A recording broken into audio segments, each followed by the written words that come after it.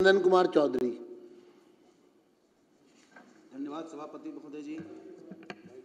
इनके बाद 2 वक्ता और लिए जा सकते हैं, उसके बाद शून्यकाल 280 के तहत विशेष उल्लेख में आपने बोलने का मौका दिया। अध्यक्ष जी, आपके माध्यम से मैं अपनी बड़ी बहन सीएम साहिबा का ध्यान आकर्षित करना चाहता हूं और पीडब्ल्यूडी मिनिस्टर्स का भी, कि हमारा जो क्षेत्र है, जिस क्षेत्र से मैं चुन के आया हूं, बहुत ही दयनीय स्थिति में है। ना तो शुद्ध पानी है, न चलने का रास्ता है, न गंदे पानी की निकासी है। वहाँ पर लोकसभा चुनाव से पहले एलजी साहब भी जा चुके हैं, चीफ सेक्रेटरी भी जा चुके हैं और प्रिंसिपल सेक्रेटरी भी जा चुके हैं। एलजी साहब का वक्तव्य था कि ये दिल्ली है क्या, लेकिन हम लोगों को बहुत ही दयनीय स्थिति में पिछली सरकार ने जीने के लिए मजबूर कर दिया था, जहाँ पर पानी माफियाओं के द्वारा पानी बेचा जाता है, टैंकर माफियाओं के द्वारा पानी बेचा जाता है और ट्यूबवेल माफियाओं के द्वारा उस घर में पानी दिया जाता है जहाँ पर उनका वोट बैंक है।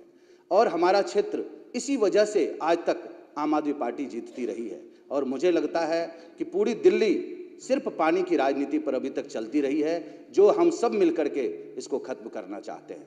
मैं पीडब्ल्यूडी मिनिस्टर साहब का ध्यान आकर्षित करना चाहता हूं कि जितने टैंकर्स हमारे क्षेत्र में 45 टैंकर्स हैं, जिसमें 35 तो प्राइवेट हैं और 10 सरकारी हैं। 10 सरकारी टैंकरों का डीजल का बिल बनता रहता है, ड्राइवर बैठे रहते हैं और कहीं भी सिर्फ ये कहा जाता है कि मैं बूस्टर में भेज रहा हूँ। वो कहीं बूस्टर में पानी नहीं जाता है, सिर्फ डीजल का बिल बनता रहता है और बैठ करके वो मजे लेते रहते हैं। इतनी अव्यवस्था है अध्यक्ष महोदय कि कहा नहीं जा सकता है कि हमारी जनता के पैसों से हमारी सरकार चल रही है। जिस जनता ने हमें चुन करके भेजा है और उसी को हम नारकी जीवन जीने के लिए मजबूर कर देते हैं। अब हम विषय पर आते हैं कि जिस ट्यूबवेल का, जहां पर ट्यूबवेल किया जाता है, करवाया जाता है, जहां परमिशन दिया जाता है, वहां पर अपने लोगों को लाभान्वित करने के लिए ट्यूबवेल करवाया जाता है। जहां पर 2-2, 3-3 ट्यूबवेल हैं, वहीं पर और ट्यूबवेल करवाया जाता है। मस्जिद के बगल में करवाया जाता है, एक विशेष वर्ग के इलाके में करवाया जाता है और चलवाया भी जाता है विशेष वर्ग के द्वारा। और हमारे जो लोग हैं, जो हमारी आम जनता है, वो प्यासे मरती रहती है और पैसों से खरीदने के लिए मजबूर होती है। सीवर की जो व्यवस्था है अध्यक्ष महोदय, सीवर में ऐसी धांधली हुई है कि कमीशन पहले चला जाता है, कॉन्ट्रैक्टर ने पूरे इलाके को खोद करके छोड़ दिया है, जो कैपेसिटी है ही नहीं। एक फीट का कैपेसिटी के इतनी घनी आबादी के बीच में 1 फीट के पाइपलाइन के द्वारा कैसे सीवर की व्यवस्था की जाती है। जब बारिश होती है अध्यक्ष महोदय, तो हमारे इलाके में ट्रैक्टर से बच्चों को स्कूल जाने के लिए मजबूर किया जाता है।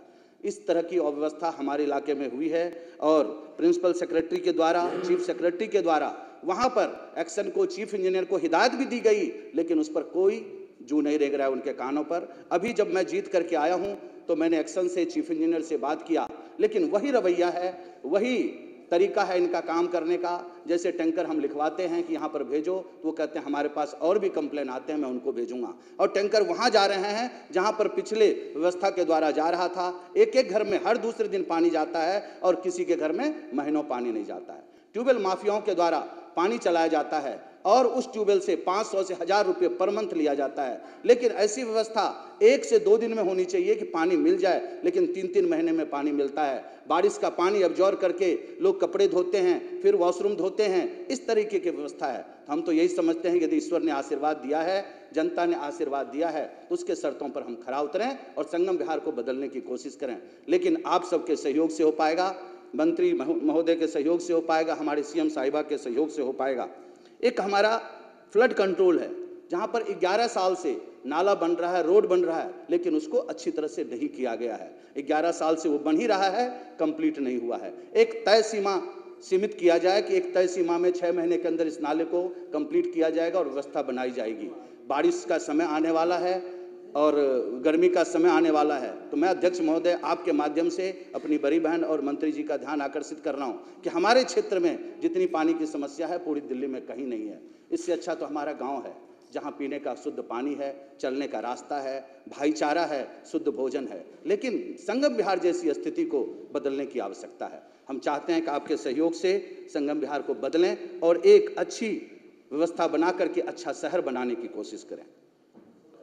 मैं मंत्री जी का धन्यवाद करना चाहता हूं कि इन्होंने संज्ञान लेते हुए मेरे क्षेत्र में एक तो गलकाबाद एक्सटेंशन है, इनके यहाँ से कॉल भी आया, सीएम साहिबा का यहाँ से कॉल आया, चंदन जी चीफ इंजीनियर पीडब्ल्यूडी और सारी टीम आपसे मिलेगी और काम करवाइए आप। हमने 3 दिन बाद ही उद्घाटन किया और वो रोड आधा से अधिक बन चुका है। बहुत बहुत धन्यवाद आप सभी का। मनोज कुमार शौकीन।